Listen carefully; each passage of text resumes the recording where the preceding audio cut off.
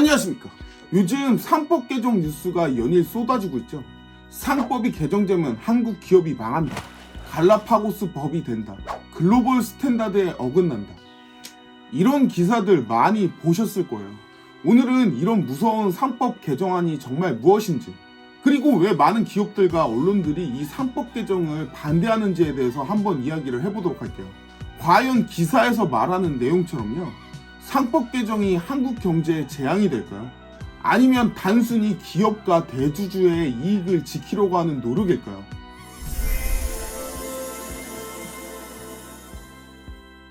먼저 논란이 되고 있는 상법 개정안의 핵심부터 알아보도록 할까요?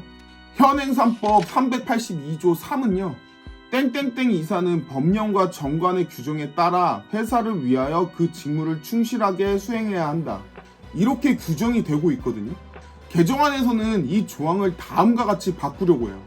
이영우 의원 안은요, 이사는 법령과 정관의 규정에 따라 주주의 비례적 이익과 회사를 위하여 그 직무를 충실하게 수행해야 한다. 박주민 의원 안은요, 이사는 법령과 정관의 규정에 따라 회사와 총 주주를 위하여 그 직무를 충실하게 수행하여야 한다.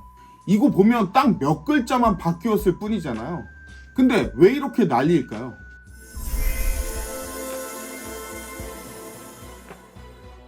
최근 한국경제, 중앙일보, 매일경제 같은 주요 언론사에서 나오는 기사를 보면요, 상법 개정안에 반대하는 기사들이 굉장히 많이 나오고 있거든요. 논리는 대체로 이래요. 첫 번째가 글로벌 스탠다드에 맞지 않다. 미국, 일본, 영국, 독일 등 주요국이 이사의 충실 의무 대상을 회사로 한정하고 있는데 한국만 회사 및 주주로 넓혀 글로벌 기준에 맞지 않는다, 이렇게 이야기하고 있거든요. 두 번째, 소송 남발로 경영이 마비가 된다. 주주들의 이사 대상 배임 소송이 남발할 것이며 이사들이 결정을 내리기 어려워져서 경영이 마비가 될 것이다, 이렇게 이야기하고 있거든요. 그리고 세 번째, 단기 이익만 추구를 할 것이다. 기업들이 주주 입김에 의해 장기적인 성장보다 단기 이익만 쫓는 상황이 벌어질 것이다. 네 번째, 외국인 투자자가 우선이 될 것이다. 외국인 투자자들 전체 상장사 주식의 30%, 10대 상장사 주식의 46.8%거든요. 이 사람들이 단기 이익을 위해서 기업 성장을 저해할 우려가 있다. 근데 잠깐만요. 이런 주장들이 과연 사실일까요?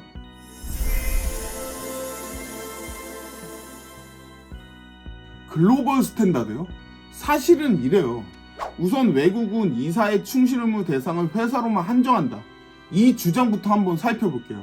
미국 델라웨어주 사례를 한번 보면요, 델라웨어주 회사법에서요, 분명히 회사 또는 그 주주에 대하여 이사로서 부담하는 신인 의무를 위반함으로 인한 금전적 손해에 대하여, 이런 식으로 써 있어요. 즉 이사가 주주에 대해서도 의무를 가진다는 걸 인정하고 있는 거죠. 그리고 미국 법원의 여러 판례가요, 회사와 주주에 대해서요, 신인 의무를 부담한다고 일관되게 판례를 해왔거든요. 그럼 미국만 이럴까요? 영국을 한번 볼게요. 영국의 회사법에서는요, 994조에 이런 내용이 있어요. 회사가 업무 과정에서 주주 전체 또는 일부 주주의 이익을 불공정하게 침해하는 경우에 주주에게 그 시정을 요구할 권리를 부여하고 있다. 영국만 이럴까요? 독일과 일본은 어떨까요? 독일과 일본도요, 주주들의 이익을 다양한 관점에서 보호를 하고 있고요. 단순히 이사가 회사에만 의무를 가진다고 보기는 힘들어요. 그러면 왜 저 글을 쓰는 사람들은 한국만 글로벌 스탠다드에 맞지 않는다 라고 글을 쓸까요? 이건 본인의 주장을 위해서요, 일부 내용만 선택적으로 해석했을 가능성이 높아요. 한마디로 기업에서 돈 받고 썼을 가능성이 높은 거죠. 글 읽어보면 굉장히 그럴듯하거든요. 근데 사실은 언론에서 논점을 흐리는 거예요. 이놈의 언론들 문제가 좀 많죠.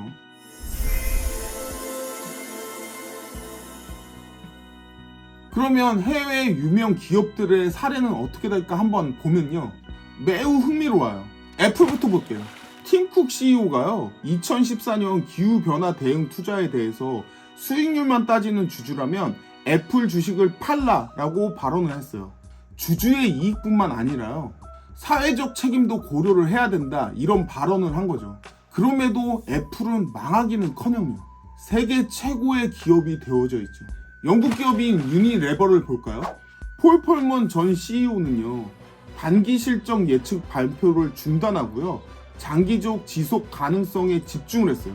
소액주주들의 이익을 포함한 다양한 이해관계자들을 고려했음에도 불구하고요. 유니레버는 전 세계적으로 성공한 기업으로 남았습니다. 그러면 스타벅스를 한번 볼까요? 하월드 술츠는 직원 건강보험 혜택을 유지하기로 결정을 했는데요. 단기적으로는 주가가 하락했지만요. 장기적으로는 브랜드 가치와 직원의 충성도가 높아졌고요. 회사의 가치도 상승했어요. 이처럼 해외에 유수한 기업들이요. 이미 주주뿐만 아니라요. 다양한 이해관계자들의 이익을 고려하고 있어요. 근데 한국에서만 이사가 주주의 이익을 고려하면 회사가 망한다고요? 한국에서만요. 이런 주장이 나오는 게 이상하지 않아요?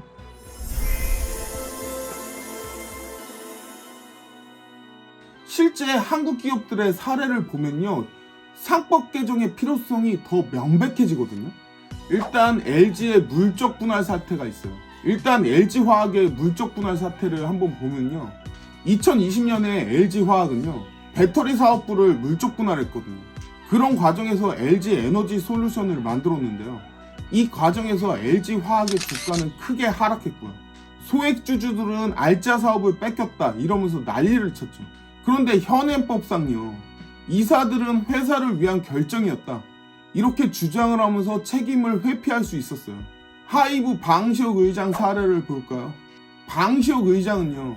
2023년에 자기가 보유한 주식의 전환사채를 발행해서요. 2023년에 본인이 보유한 하이브 주식에서요. 교환사채를 발행해요.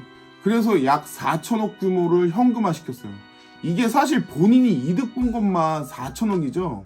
전체 자금은 조 단위예요. 이 과정에서 일부 주주들의 지분 가치가 희석이 됐지만요. 회사 자체는 직접적으로 손해를 보지 않았기 때문에요. 이사회에서는 책임을 지지 않았죠. 이거 대놓고 사기친 거죠. SM 엔터 한번 보실까요? SM은 2023년 2월에요. 이사회 결정으로요. 카카오의 신주 및 전환사채를 배정했거든요. 법원에서는 이 과정이요. 기존 주주가 회사에 대하여 가지는 지분에 따른 비례적 이익을 침해했다 이렇게 판단을 했어요. 하지만 현행법상요. 이사의 책임을 묻기가 어려웠거든요. 이런 사례들을 보면요. 이사회가 실질적으로 소액주주들의 권리를 침해하는 행동을 보여도요. 현행법상으로 제대로 책임을 물을 수가 없는 구조인 거죠. 이런 문제점이 있어요. 이거 기업들이 계속 일반 개미들 사기치는데요. 법이 지켜주지를 못하잖아.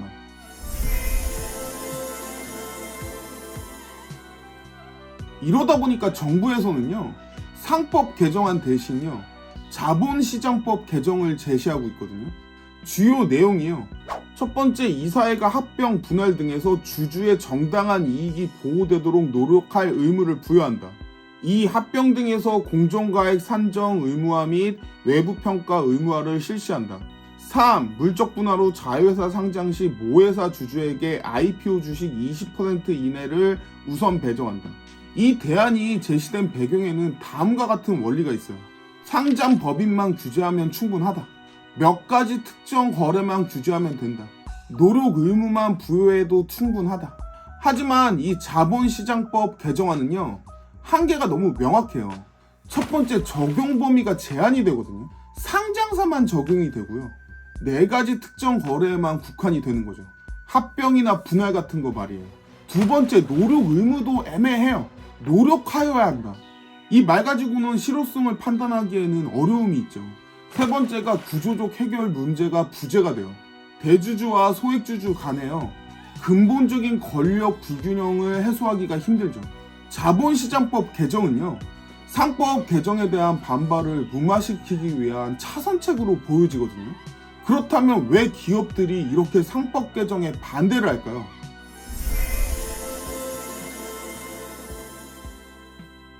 사실 상법 개정 반대의 진짜 이유는요. 대주주의 이익 보호에 있는 거죠. 첫 번째가 지배권 프리미엄에 대한 보호가 있거든요. 지배주주의 지배권 프리미엄을 줄이는 효과가 있어요. 즉 대주주가 자신의 지배력을 바탕으로 얻을 수 있는 특별한 이익에 제한이 될 가능성이 높죠. 그리고 두 번째가 경영권 안정화 장치를 유지하는 거예요. 물적 분할, 합병 등을 통해서요. 경영권을 강화하고요. 승계하는 과정에서요. 소액주주들의 반발이 커질 수 있는 거죠. 세 번째가 책임 회피예요. 대주주에게 유리한 의사결정을 했을 때 법적인 책임이 강화될 수 있는 거죠. 민주상법 연구회의 한 변호사는요, 현재 한국 사회에서는 회사의 이익은 지배주주의 이익과 같다, 이렇게 인정이 될 정도로요, 지배주주에 대한 견제장치가 제대로 작동을 하지 않는다고 이야기를 하는데요. 이는 현재 상법 체계가요, 대주주에게 유리하게 설계되어 있다는 걸 시사하는 거죠.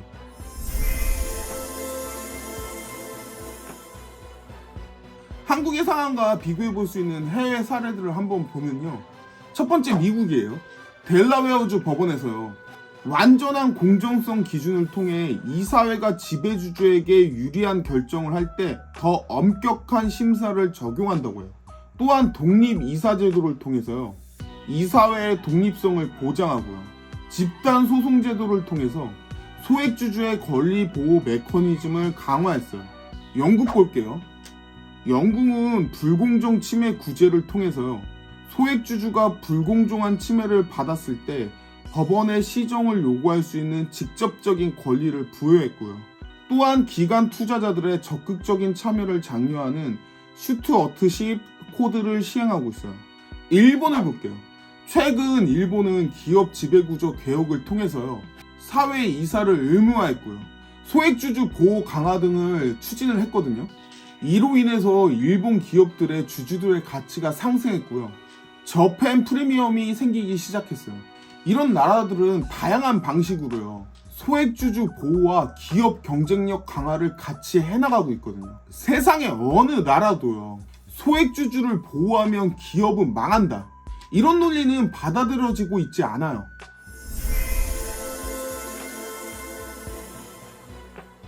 실제 상법을 개정해서 망한 나라가 있을까요?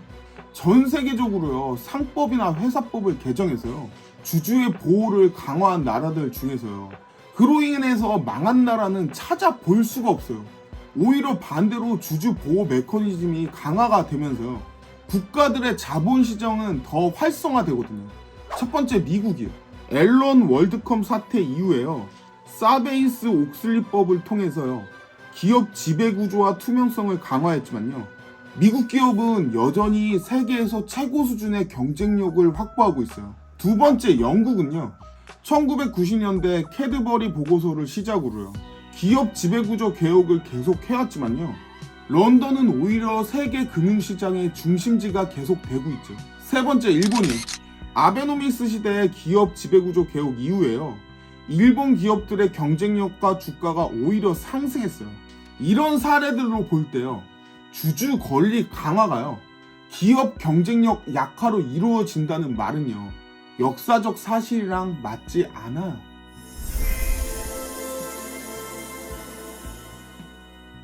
상법 개정안에서요, 소액주주들의 목소리가 들리지 않는 이유는 간단해요. 첫 번째, 조직화가 힘들어요. 대기업이나 경제단체는 조직적으로 목소리를 내기가 쉽거든요. 하지만 수많은 소액주주들은요, 조직적으로 그렇게 목소리를 내기가 힘든 거죠. 두 번째, 정보가 비대칭적이에요. 소액주주들은요, 회사 내부의 정보를 알기가 힘들어요. 그래서 본인들의 권리가 침해되는지 판단하기 힘들거든요. 세 번째, 법적 대응 비용도 있어요. 소송 비용 아니면 시간이요. 그리고 전문 지식도 부족해요. 그러다 보니 법적 대응이 쉽지가 않은 거죠. 네 번째, 언론의 접근성도 있어요. 대기업들이 광고주이기 때문에요, 언론에 대한 영향력이 큰 반면요, 소액 주주들은 언론에 접근하기 힘든 거죠. 실제로 방시혁의 하이브 사태에서 보면요, 소액 주주들은 확실히 손해를 봤어요. 근데 소송을 제기하고 있지 못한 거죠. 소송 비용, 입증 책임에 어려움이 있고요, 승소 가능성도 불확실하기 때문이죠.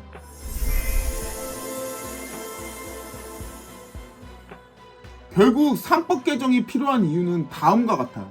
첫 번째, 구조적 불균형을 해소시켜주지 못해요. 현행 상법은요, 대주주와 소액주주 간에요, 근본적인 권력의 불균형을 해소시켜주지 못해요. 두 번째가요, 코리아 디스카운트를 해소시켜주지 못해요. 한국 기업의 주가가요, 해외 기업들보다 낮게 평가되는 걸 코리아 디스카운트라고 하잖아요. 이게 왜 존재를 할까요? 우리나라의 저 상법 때문이에요. 당연히 소액주주를 보호해주지 못하는데요. 돈이 저 주식시장으로 들어갈까요? 세 번째, 장기적으로 기업의 가치가 향상될 수 있겠죠. 투명하고 공정한 지배 구조는요, 단기적으로는 제약처럼 보일 수 있지만요, 장기적으로는 기업의 가치를 높이는 요소겠죠. 네 번째, 글로벌 스탠다드를 준수해야 돼요.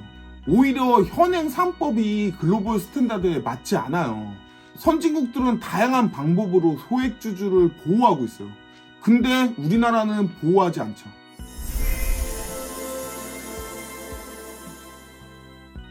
정부가 제안하는 거 있잖아요. 자본시장법 개정안이요.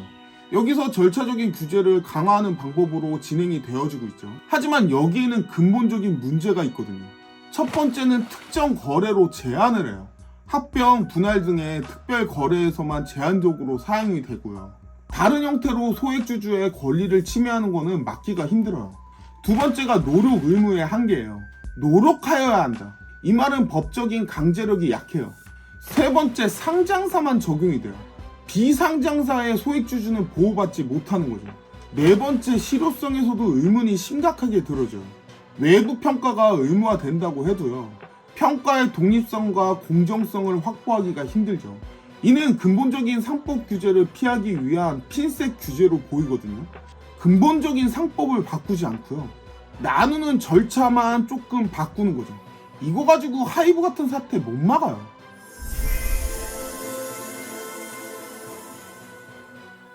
지금까지 살펴본 내용들을 종합해 보면요, 상법 개정을 둘러싼 문제는요, 결국 이익의 재분배 문제예요. 현재 대주주한테 유리하게 설계되어 있는 시스템을요, 좀 더 균형 있게 바꾸려는 시도고요. 그것이 대주주랑 기업들의 반발을 불러일으키고 있는 거죠. 하지만 기업이 망한다거나요, 경쟁력이 떨어진다는 주장은요, 과장된 거예요.